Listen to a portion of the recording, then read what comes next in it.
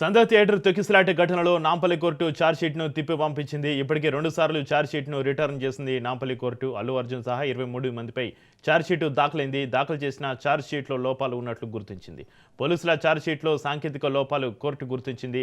Hard డిస్క్లు, సీడీలు, పెన్డ్రైవ్లు జతపరచకపోవడంతో ఛార్జ్షీట్ను return చేసింది. Pushpa 2 cinema premiere show సందర్భంగా సంధ్య థియేటర్ దగ్గర తొక్కిసలాట జరిగింది. ఈ తొక్కిసలాటలో రేవతి అనే మహిళ మృతి చెందింది. ఆమె కుమారుడు శ్రీతేజ్ తీవ్రంగా గాయపడ్డాడు.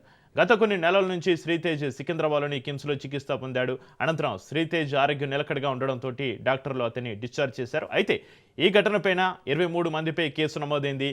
ఈ ఛార్జ్షీట్లో లోపాలు ఉన్నట్లు తేల్చిన కోర్టు దాన్ని తిప్పి పంపించింది.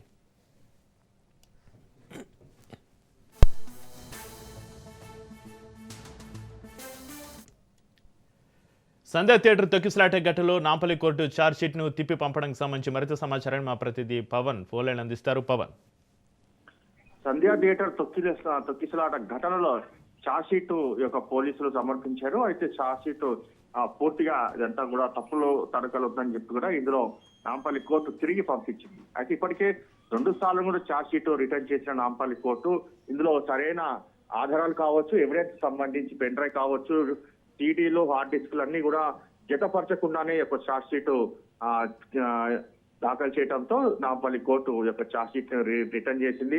మరోవైపు కేసుకు సంబంధించి అల్లు అర్జున్ తో సహా 23 మంది పైన కూడా ఛార్జ్షీట్ దాఖలు చేశారు. అయితే మొత్తానికి మరోసారి ఈ యొక్క కోర్టులో ఛార్జ్షీట్ దాఖలు చేయాలని చెప్పి కూడా పోలీసులకు ఆదేశాలు జారీ చేసింది. ఎందుకంటే ఏదైతే ప్రొసీజర్ ఉందో ప్రొసీజర్ ప్రకారమే ఛార్జ్షీట్ కూడా దాఖలు చేయాలి. అందులో కొన్ని అంశాలు ఏవైతే ప్రస్తావించారో వాటికి సంబంధించిన సాక్ష్యాధారాలు కావచ్చు, పెన్ డ్రైవ్లు, అంతేకాకుండా వాటికి సంబంధించిన కాపీస్ అవన్నీ కూడా సమర్పించాలని చెప్పి కూడా నాంపల్లి కోర్టు ఇప్పటికే డైరెక్షన్ ఇచ్చింది. డైరెక్షన్ ఇచ్చిన నేపథ్యంలో మరోసారి ఈ యొక్క ఛార్జ్షీట్ దాఖలు చేసే అవకాశం కూడా కనిపిస్తుంది.